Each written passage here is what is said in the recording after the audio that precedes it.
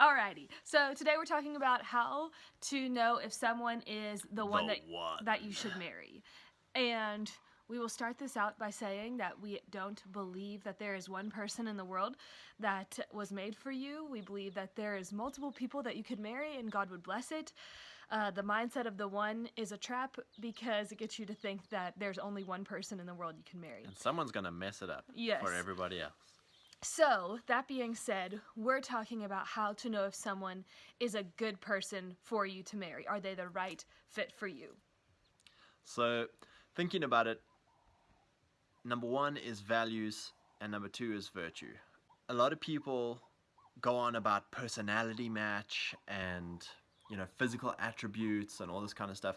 Those things are a given. Those are so natural that to try and base your decision on those surface level things. Like if you don't like being around someone, then you're probably... And you don't match in personality. Yeah, then the personality type doesn't matter. And if you're not attracted to her, you're going to have a hard time. Then it doesn't matter. So those things are a given. What we're really looking for in a dating relationship is who is this person? In other words, what are their values? What makes them tick? What makes them angry? What makes them sad? What do they love to do? What do they want to do? What do they dream about? What are they sad about? Those are your values. What are the things, who are you? And so that's why there's a lot of talking. There's a lot of chatting. There's a lot of who is this person? Tell me, who is this encarnacion? Number two is then virtue. Are they who they say they are? So virtue is someone doing what they say they would do or have done. That's where the term virtue signaling comes from, because people signal they have a virtue. So did they actually do it? Is the key. So you don't want virtue signalers, you want virtue doers. Are they doing the things that they say they value? Yeah. And it's easy. It's really easy. You need 3 months, 6 months tops to see if someone is who they say they are and if they're doing those things. Yeah. So first you do need to have all the hard conversations of what are your values. A lot of people, they spend so much time talking about fluff that they never get to the root of who a person is. And that's where we talked about what makes you sad, what makes you passionate, what makes you angry. We got to know each other's values in 4 days because we talked about all the deep nitty-gritty stuff of the foundation of who we are. We talked about money, we talked about our past, we talked about our hopes and our dreams, we talked about, do we want pets? How many kids do we want? Literally, we talked about all of those things in our first 4 days, because if there were anything off in those major values that we had, then it would have been okay, you know what? We've gotten to know each other enough, and there's some big values differences. If one of us would have said we didn't want kids, that would have been a major values violation. Yeah. And then it's okay, cool, thank you, that's good to know. Thank you, yeah, thanks for being honest. Thank you for being honest, and, it's not going to work. It's not going to work. And then you can move on. Yeah. And then there's... And, that was my past. I dated girls for long periods of time because, number one, I wasn't honest. I hadn't worked through all of my values and started walking them out. And so I myself had all this identity, purpose, turmoil. So then you project that on the other person. You're umming and ahhing. You're like, is this my wife? Isn't this my wife? Should I marry her? Shouldn't I marry her? And the question is, the reason you don't have peace is because you yourself haven't worked out your values and started doing it and become virtuous. Or you realize the other person isn't, your values aren't aligned, or they're not virtuous to their values. And so now you're like, oh, but I really like her, she's hot. Or you've already spent this much time with Or you've already invested all this year-long dating time into them, and you're like, man, I've already invested a year into them, maybe we can make it work. Or worst case scenario, you start crossing sexual boundaries, and you're you're really invested sexually. And then it's yeah, the value, and it all comes down to, are our values aligned? And so with Kelly, both of us had, by that stage in our life, gotten a lot of our values sorted out, and we're trying to live them. And so it made it super easy because we now have clarity and honesty on our values. So it's yep, this is my past, this is where I want to go, these are the things that are important to me. And it's then the question became, okay, is this person who he says he is? Yeah. And you can start asking friends, you can start asking direct questions of like for instance, sexual purity. It's like Kelly straight up asked me, "What are you doing with porn?" And it's like, that was a very honest conversation. On our first date. On our first date. And I could have chosen to lie about that. I could be like, yeah, no problems there. Like, never looked at it, never seen it. But then later down the road, it would have come out that I had lied. And so the problem there is then like, well, can she trust anything else I've said? Can she trust anything else I've said that I value?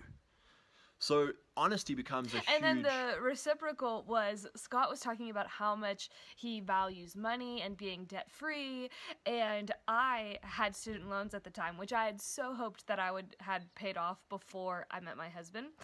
But the second date I told, when money stuff was getting brought up, I was so nervous. I told Scott that I had student loan debt. And in my opinion, I was like, this is going to be the deal breaker. And that's okay. Like, I was preparing myself for it. And he was like, thank you for being honest with me and telling me that. And it is my honor to help you pay that off. And I was like, oh, I'm so glad I told him. But also because you did it, you were repentant of that thing. It's not like, time. oh yeah, by the way, I'm in debt and I also don't care. It's like you cared very much. Very much. And so I'm like, okay, like our values align on this thing. Like, you don't want to be in debt. Yeah. And so that's great. Like, we can work through this. We can work through this. And it was a great moment of honesty, of trust building. Yeah. And for us, we met through mutual friends. So there was really no way for us to fake the way that we acted around each other, because our mutual friends, Josh and Rachel, would have totally called us out on it and said, like, what are you doing? You're not even being yourself. And so our suggestion is to get yourself around their friends and their family and see if they're the same person around you when it's just you and them as it is when they're with their friends and family. And so you want to get around their family and their mutual friends as much as possible so you can see if they really are who they say they are. And you want to ask those mutuals questions. Yes. You want to say, hey, tell me about Kelly. Like, how did you meet her? Like, what are your favorite things about her? Like, you can ask them questions that confirm who they say they are, and like, you really get to lend other people's experiences of who that person is and borrow their trust. A lot of times we have so much fear in being honest with another person because, oh my gosh, are they going to reject me? Oh my gosh, are they going to punish me? There is such a reward for honesty because you don't get intimacy without honesty.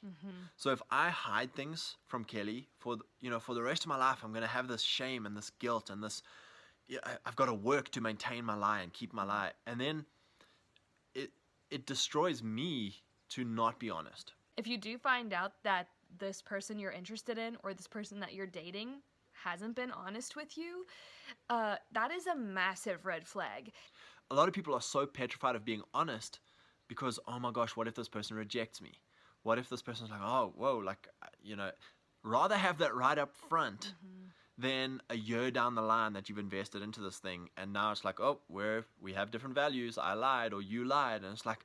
Yeah, and then you're trying to figure out how do you build trust again. And it's then your relationship then does become very hard. Whereas if you're honest right from the beginning, then you can... It's harder up front because then you're making hard decisions right away of like, okay, you know what? We're not the best fit for each other, as hard as that is. That's okay. And yet that is okay. That is the whole point of dating. Here's our encouragement, is you should be able to find that out within 3 to 6 months. The longer you go from there, the harder sexual purity, then that becomes a huge factor of investment. But number 2 as well, like you start to really invest into people. Yeah. And so after 3 to 6 months, to be able to say, hey, thank you so much for being honest with me. We aren't compatible. Our values aren't compatible. Or I don't have peace to proceed with something's off. Yeah, something's off, Way better to do that right at the beginning of a relationship, within the first 3 months, than to drag it on and on and on for years. And if the person you're dating has similar values to you, and you find out that they're virtuous, then what a joy it is to marry them. I mean, that was literally our story. Yeah. And our values have grown and shaped differently as we've been married, but our major values were the same. Our major values being honesty, number 1. And number 2, seeking the Lord.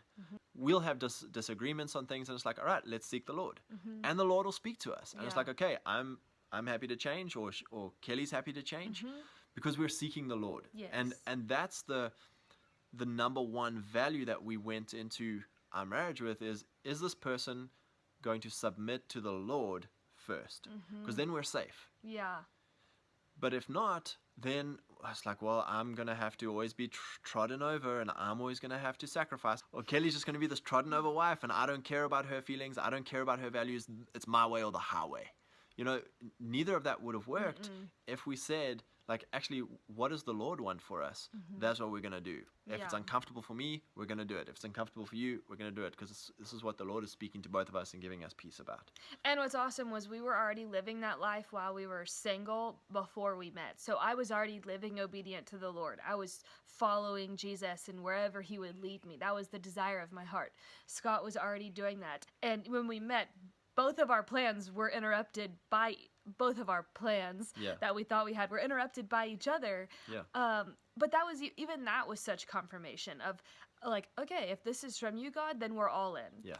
And now we're going to spend this time figuring out if this is your best. And we always said, like, the whole point of us getting married is that we would be better together. Marriage has been such a joy, and it has been such a blessing. And there are hard times, and there are things that you disagree on. But if you make your foundation of your marriage based off of having similar values with virtue, then the foundation is solid. Yeah. Amen. So how do you know if someone is the one? Major on values, like who are they? And then virtues, are they who they said they are? And do that in 3 to 6 months tops. And you'll know. You will. It can be done. The one.